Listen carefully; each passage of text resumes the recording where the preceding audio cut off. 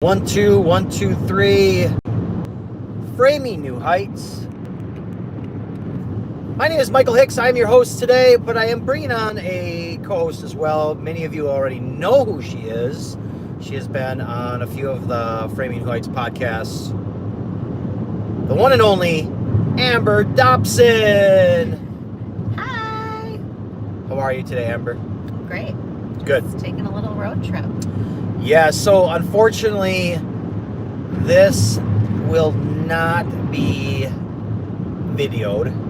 Our camera crew, our hairstylists, our makeup artists, we left back in Milwaukee. So you're just going to get the audio.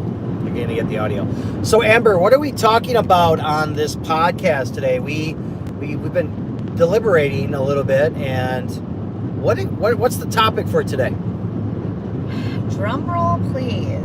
The topic for today, again, very much something that you and I can talk about, not as experts, but as individuals who have experienced this and experience it quite often. The topic is the guilt of single divorced parents.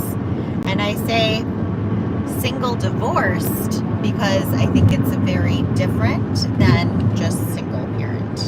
So, and we'll explain why.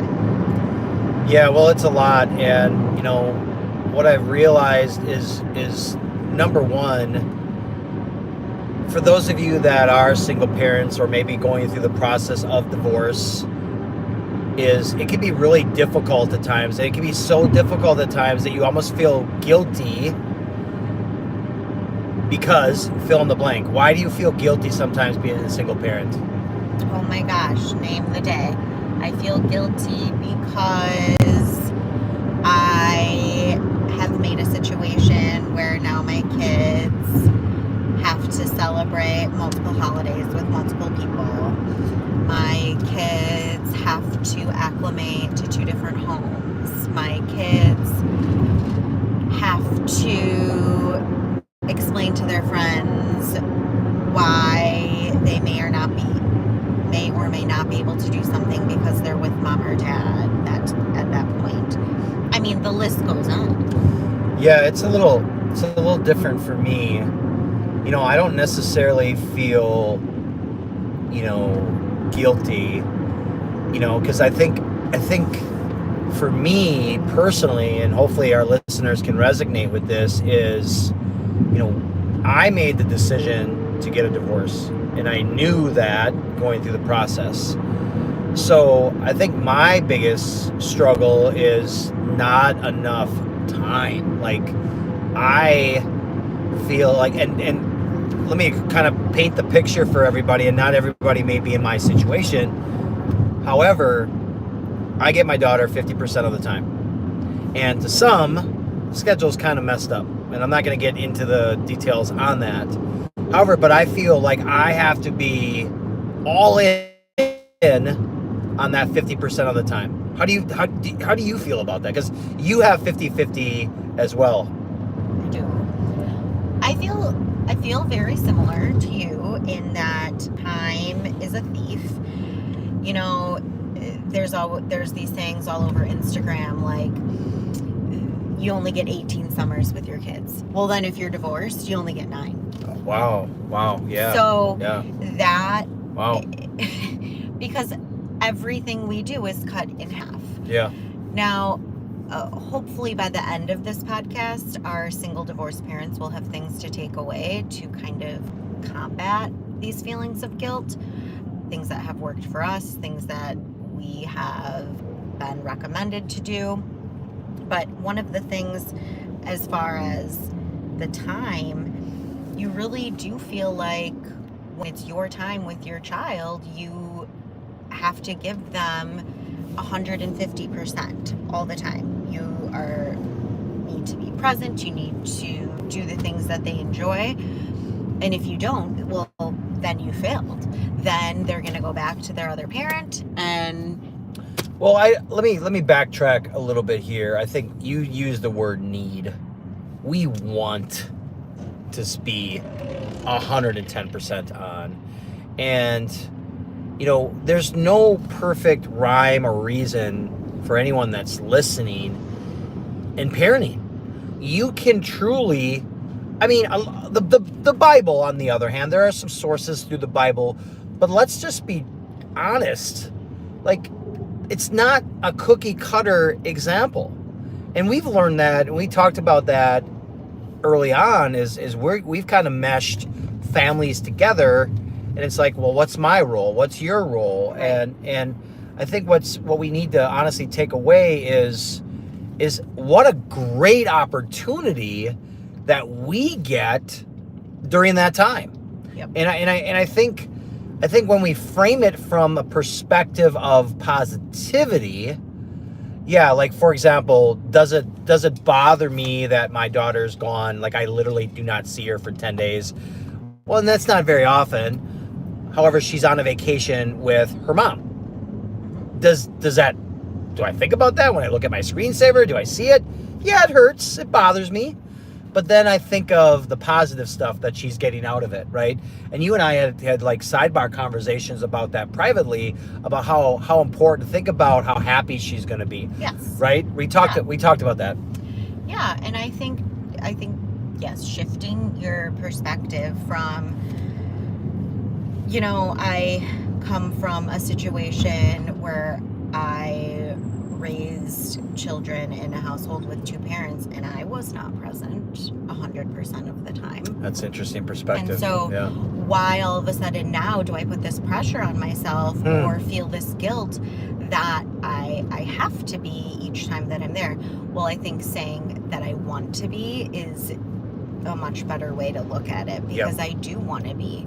I get 2 days out of the week to recuperate and regroup and do the things that you don't necessarily want to do with kids, or that those in dual parent homes would leave their kids with the other parent to do. I think of like running errands, cleaning your house, doing laundry. You kind of delegate tasks within your household, like, oh, you take the kids and do this, or you hang out with the kids and do this while I do this.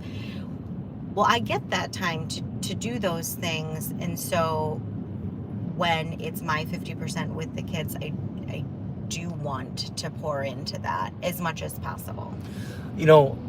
I thought of what you just said. This is one of my struggles. It's not a guilt, but it's a struggle. So for those of you that are listening, I have a set schedule that the other parent doesn't really want to change. However, I get to a situation, let's just say me personally, well, I have my daughter on A, B, and C days, right? But all of a sudden, Amber, you're like, well, hey, there's this concert that's coming up. Mm-hmm. And my immediate thought is, okay, is it the weekend we have the kids, or is it the weekend that I have my kids? And if it is, no. My response always is what?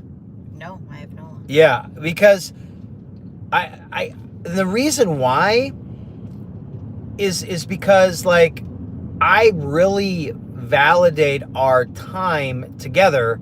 And it's also difficult too, and I will say this, and I'll be transparent about this part, when it's very difficult to work with the opposing parent and there's no give and take, it's almost like you're forced to have that. Do I feel like I missed out on things? No, because I think it's meant to be. I made the choice to have my child, whether I'm divorced, whether I'm together, or whatever it might be, but I made the choice. So my number one responsibility is to be a father, not just a dad, but to be present, to be there, to be vocal. I don't want to be like, hey, I could just hand over my daughter to somebody for a few hours while we go. I struggle with that. Yeah. I like really, really do. I do too, but I do make exceptions, especially if it's with my family, because I think keeping the kids at the center is what we all should be striving to do as single divorced parents, because again, having empathy for your child and understanding they didn't choose this, you did.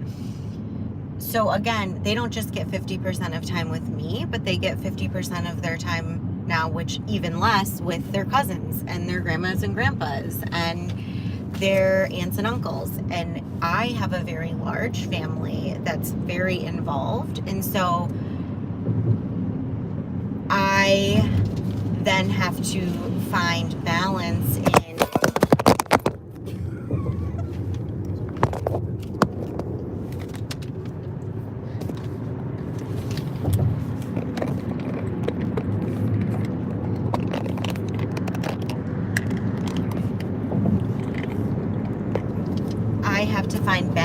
between that too. Time with me, time with my family, time with, grandmas and grandpas. And then they have friends.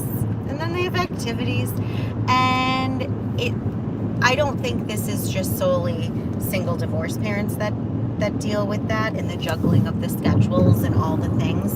And I will say, compared to your situation, babe, I think that the kid's father and I work well together when it comes to if we need to switch weekends or switch a day or swap here and there due to accommodating our families and things like that.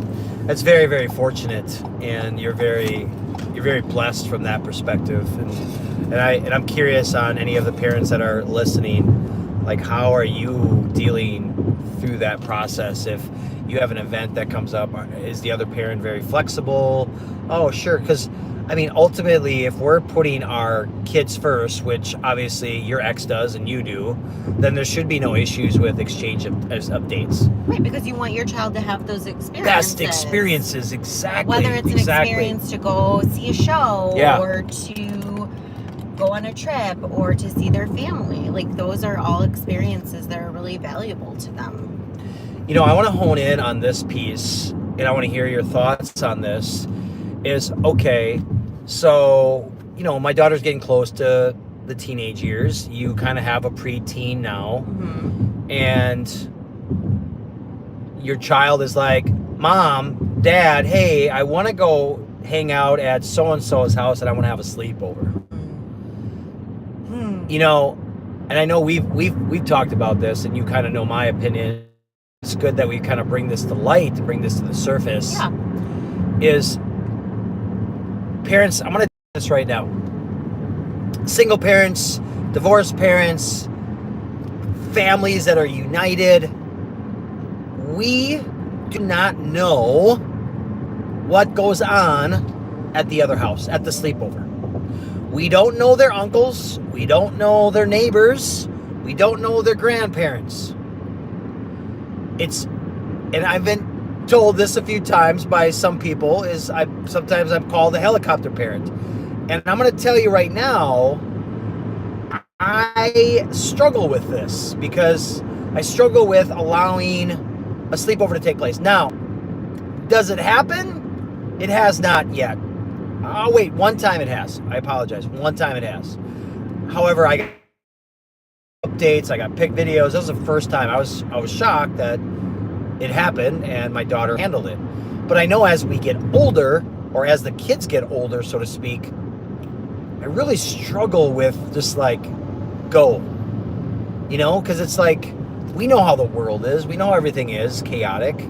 And we can really control what's in our environment. Like in my household, when the sleepover's over in my household, cool. I'm awesome. I'm with it. What are your thoughts on that? Well, I have a couple of questions for you first. So, are you okay with the sleepovers at your house? Yes, I feel more comfortable. And the reason being is I know the current situation. Because obviously as a father, safety is obviously very important to me, right? Now, I can only control the controllables. I have a safe home, I have a safe environment. Right.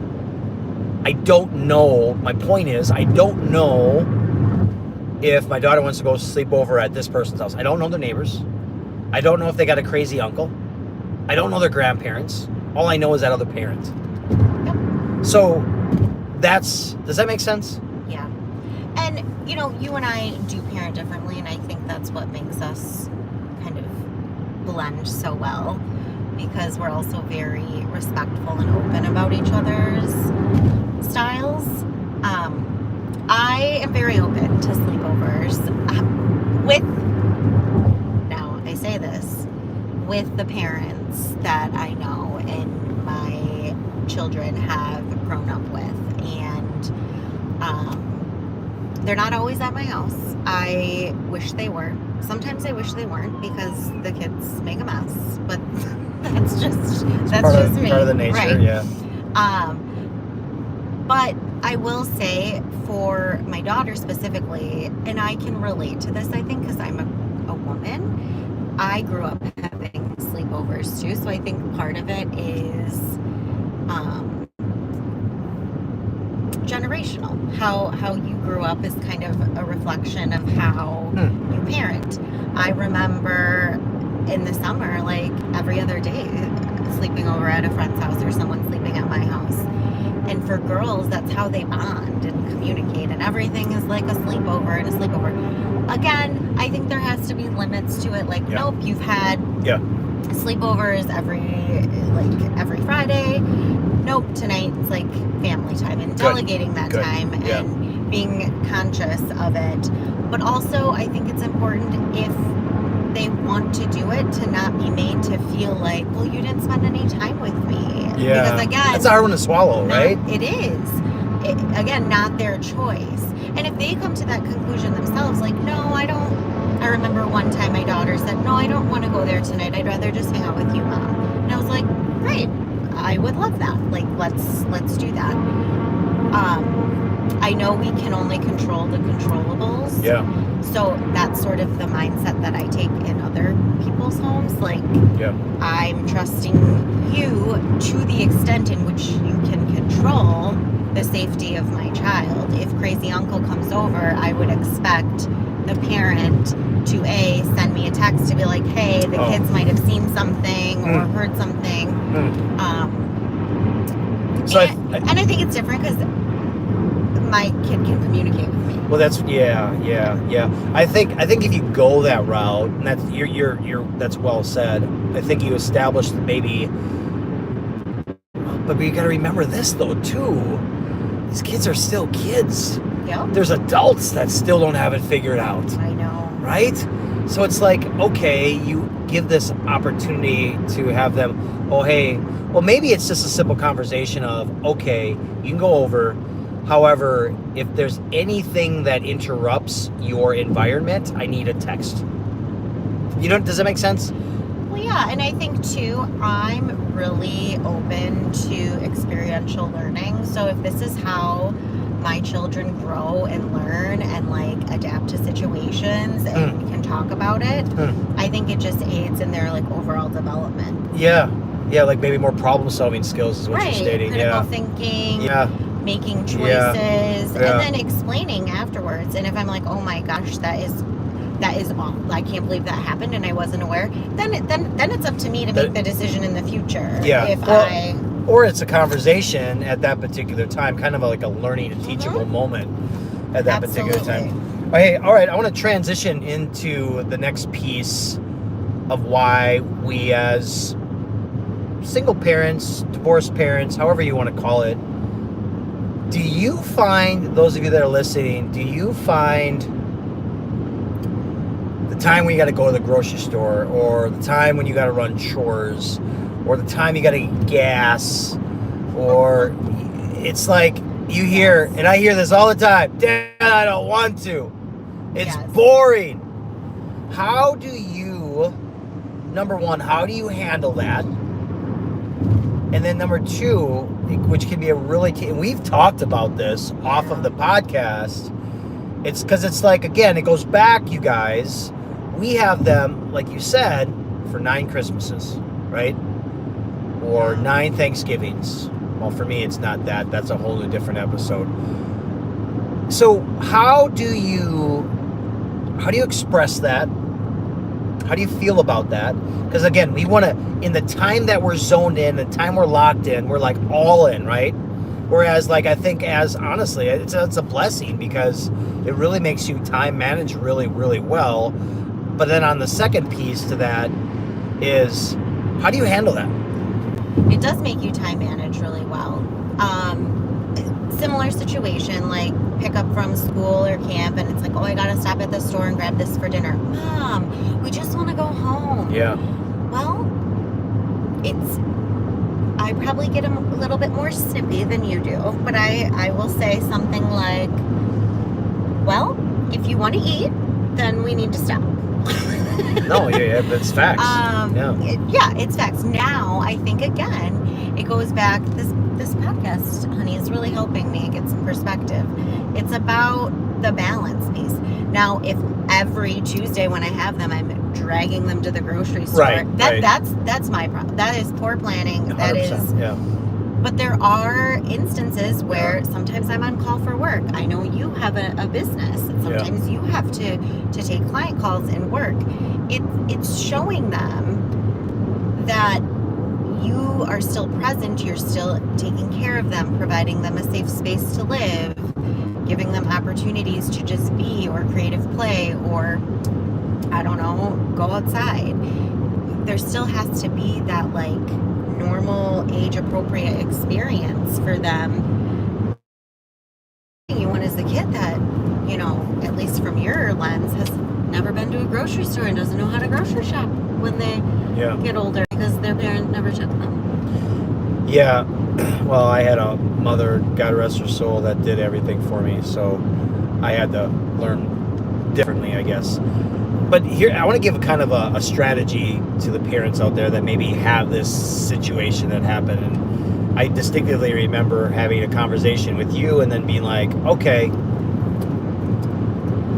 here's what I did.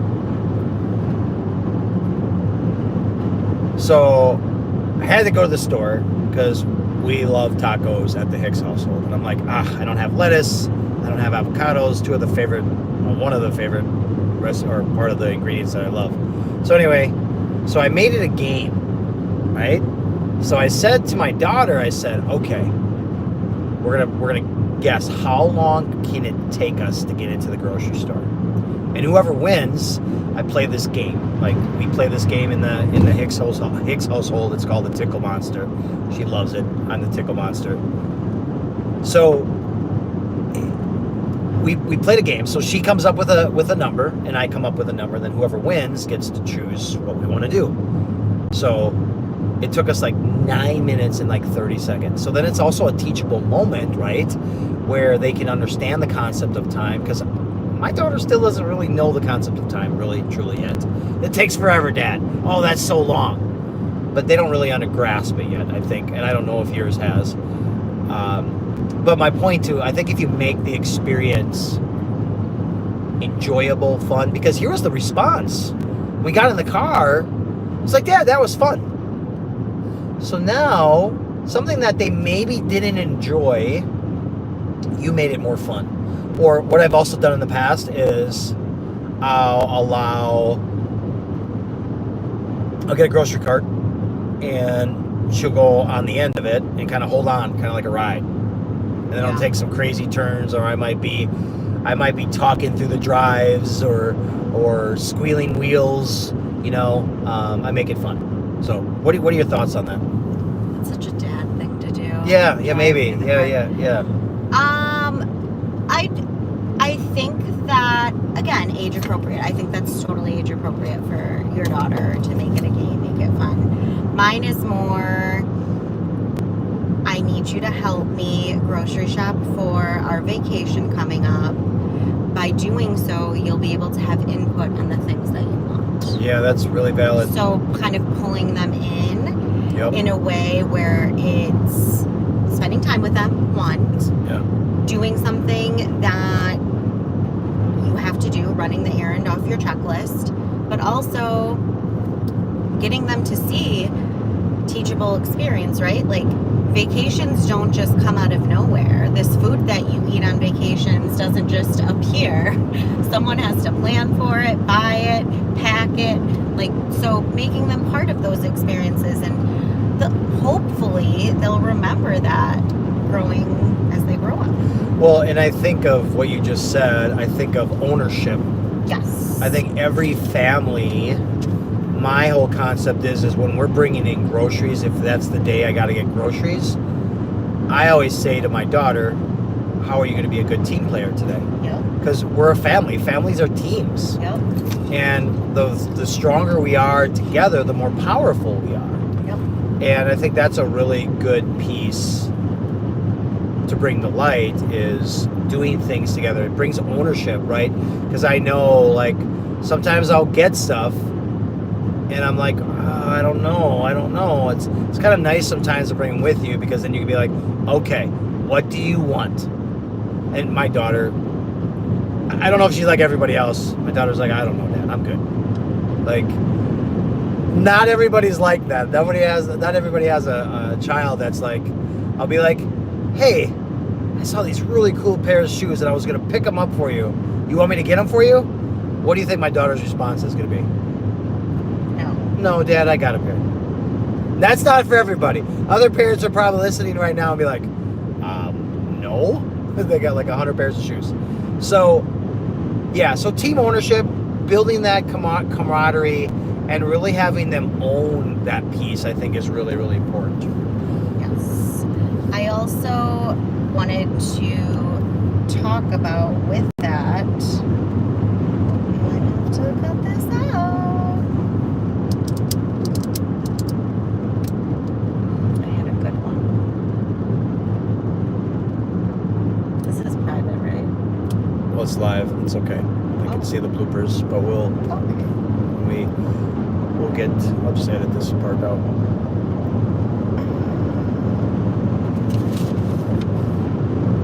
That's really all we had to talk about. Okay. And let's take two. As we transition, when you are, first of all, parents, let's just be honest with one another. Stop feeling guilty, right? Yeah. Stop. Just stop it. Let it go. Give it to the universe. Give it to your creator. Maybe when you're laying your head down at night, pray about how you can overcome that. Pray for the strength to maybe overcome that.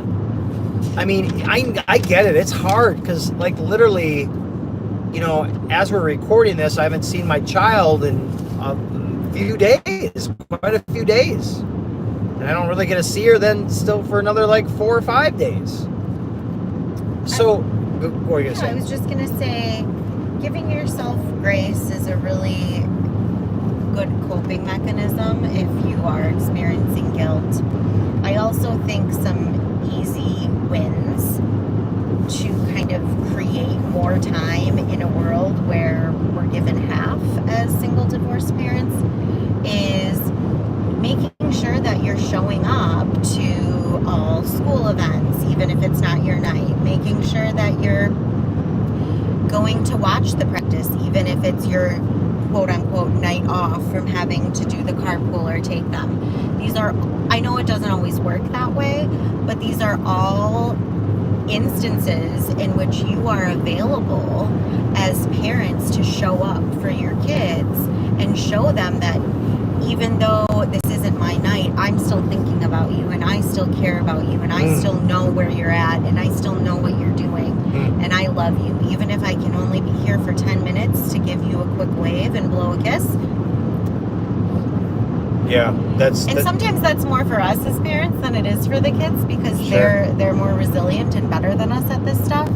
But I know sometimes it's not possible because of distance or court orders that are in place or things like that. But if it's not, I would really encourage any parent to take in those times. I like what you said there. Let me ask you this question. Should a parent, let me make sure I'm wording this correctly so I don't offend anyone. Oh boy. But let's say that's the situation, right? That Okay. both parents are allowed or whatever.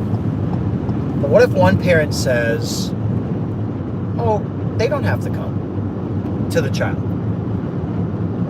Should that be, like, how do you... I think you answer, no, I don't have to come. I want to come. Yeah. Just like you're right. I don't have to spend time with you. I want to spend time with you. Yeah, that's well said. That's really, really well said. Yeah. Yeah, that's important too, because you've kind of painted that image for me and picture too in a better lens. Because I've been so fixated from the concept of like, okay, I have my daughter on these days. Her mom has her daughter on those days. So it's kind of like a divisional wall, which... Well, I think I said it, you guys parent in silos. Yeah. Separate. And that's not very effective. And I agree 100% with that. And does it... Well, don't discredit yourself. I think it worked for a time in which your daughter was younger, and that was a lot more simple to do. Yeah. Well, I mean, but then, your child then portrays that and sees that and emulates that and knows that. Let's talk about this. Let's transition to this piece. Speaking of transitions, right? So our kids are with, mom one time, and then they got to transition into dad. Have you noticed, like, some of our kiddos just need like a buffer? Yes. Right? Like, because we have different schedules, right? We have different household rules. And let's shelf that piece right there. And I want to just go into this piece really quick. And don't forget, because otherwise I'm going to forget. Is parents, dads, if you parent the dad way at home at your house and you're a divorced parent, that's your way. Moms, if you parent a certain way at your house, that's your way. Yep. And if an instance occurs, how do you handle it? Like, let's say there's an issue that happened at, let's just say, my house. Okay. Do I call her mom and do I say, hey, here's what happened. Do you think, I guess I'm kind of answering the question, do you think we should, I don't use the word punish, you guys, because I think that's such a derogatory word. Negative. But a consequence of sorts. Now, do you do it together, or do you just, if it came in your house, do you house it there? Does that make sense? Yeah, I think that's a tough one, right? I think there are really strong opportunities for quality co-parenting in situations like that. And I think it really depends on what the consequence is. If it's a rule of your individual households, I truly believe that the consequence should be done in the household in which the rule was. Because like you said, there's rules at dad's house and there's rules at mom's house. Yeah. Some of them likely overlap because it's just, they're probably universal things. But some are probably more specific. Now, I think when you're talking about your child doing something like at school, out in the community, in public, wherever it might be, whoever learns about it first, I would contact the other parent to be like, hey, this is what happened. What do you want to do about it? Yeah, agreed. And then you support each other. Or let's say, Michael, your daughter does something at your house and she has to go back to her mom's the next day, and you wanted the consequence to carry over. I think there could be a conversation where you say, hey, this is what happened. I told my daughter for the next week that she is able to watch TV at night. Is this something you would be able to support? Yeah. If they say, no, I'm not going to do it, okay, thank you. I mean, okay, you at least did your best. Yep. But if they're like, no, I agree, I will do my best to continue that consequence. I think that's more just about quality communication. Well, it's also co-parenting. You know, that's co-parenting. And you guys, let's just call it this way. We're divorced for a reason. No matter how you look at it, your perspectives are going to be very different than the other party's perspective or the other parent's perspective. Yeah. But never forget this. There's still a parent, right? There's still the mother or father of your child. Yep. And stop living that they're not, and that you control every variable that goes on, because ultimately, no matter how bad that divorce was or how bad you guys get along, you got to learn how to parent together. It's not about me, it's not about the other parent, it's about the success of kids, right? Yep. And I think you take what you can get. I think there are co-parents that co-parent about everything. I think there's co-parents that co-parent about, maybe let's just use sports as an example. They're great co-parents when it comes to sports for their kids. There's some that co-parent about medical education. I think take the win where you get it and build from there. It's just you're not just a good role model for your kids, you're a good role model for the other parent too. Wow, yeah, that's really well said. Hey, so shelving, bringing back the topic, transitioning to that buffer system, right? Mm-hmm. So do you find that it's almost, because it's like they've been at parent A for X amount of days, and now they got to transition. Like, do you see it that they need like a buffer? And if Yeah. and maybe explain to the audience, what does a buffer mean? And then secondly, how do you handle that buffer? So it's almost, again, going back to the feeling guilty piece, I would feel guilty, like, oh my gosh, they don't want to be here. They don't want to be with me. To any like questions or comments that I'm making. So, but I do think we have to put ourselves in their shoes a little bit. Like, think about how you feel when you transition from your work day back home. You kind of just need a minute.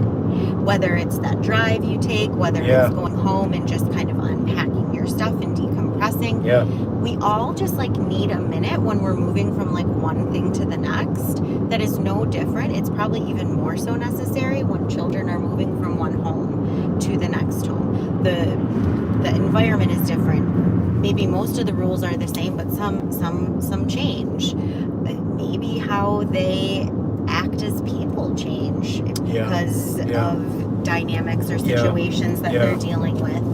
And sometimes they're just having a rough day, and it's just a rough day. Maybe they were doing something with the other parent the night before, and they're gonna miss that, and so they think about it. Yeah. That doesn't mean, though, you all, that they don't love you. And I know that's harder to remember in those moments. But they're your kids, and I think I remind myself of this. You remind me of this all the time. You're never gonna stop being their mom or their dad. Yeah. That's one thing that we no have one can ever take away. Right. You know, and I want to just chat about this, and this is even for adults. Adults struggle with this. Parents, learn how to teach your kids that they're not going to have a bad day. As adults, we hear it so often. Oh, my day was so bad. My day was this. My day was... No, you allowed that to happen. It might have been a bad situation. Maybe they hit their finger playing air hockey and it hurt their finger. You know, that doesn't create a bad day, you guys. So, parents, I'm going to give you this, and then I'm going to turn it over to you. Parents, first of all, learn for yourself, and if you don't know how to use that tactic, I can help you with that. There's no such thing as a bad day. When you say you had a bad day, here's what you're saying. You gave the power to everybody else to control your day. Now, granted, there are a lot of adults that still deal with that. Kids, on the other hand, are learning. You can teach them, oh, honey, that was just a bad moment. How did you react to it? Did you react from a negative perspective and really allow it to affect you the rest of the day? But mom or dad, it really hurt. Okay, cool. That was, well, not cool, but okay, understandable. But you had kickball the other day. You could have just, or that day, that didn't affect your hands. You could just kick the ball. Just, I guess when I'm going to bring it back and then turn it over to you is teach your kids that it doesn't have to be a bad day. Mom, dad yelled at me, whatever it is, Okay, well, what did they yell at you about? Okay, they yelled at me about this. How was the rest of the day? Maybe paint that picture. Does that make sense? Yeah, I mean, even as an adult, sometimes it's you ask me that, like, what was the best part of your day? Sometimes when I'm going to say I'm feeling bad about my day because it is about you, really. There might have been moments or instances where the day was more difficult, but you're right. It's not a bad day. But it is hard to sometimes find a good thing that happens when a day has been more difficult than other days. Well, that's a whole new podcast. I know. I could give you 1,000 reasons why. All I'm saying is, you're right. It is good to teach that. Yeah. And to focus on the positive. It's really just focusing on the positive things over the negatives. And you can feel bad, and you can feel angry, and you can feel upset, but that doesn't mean that the day was bad. 100%. And, you know, I often, and it's a challenge as a parent and as a mindset coach. You guys, I have these conversations with my 9-year-old, and it's hard for her even to grasp. So I think it comes with time, but I think you got to still stay consistent with that piece and know that it's not the end of the day, that someone didn't play with you at recess and now they're no longer your friend. So this has really been a teachable moment. You know, I can help clients super well, but then when it comes down to your own product and your own kid, you can show them ways and show them consistencies and show them tendencies and things and constantly reaffirm the positivities. You know, I always say this. I'm like, wow, you're really lucky. You know, I'm speaking to my daughter, like, you get 2 bedrooms. You get one at dad's, you get one at mom's. Like, you get to drive in different cars.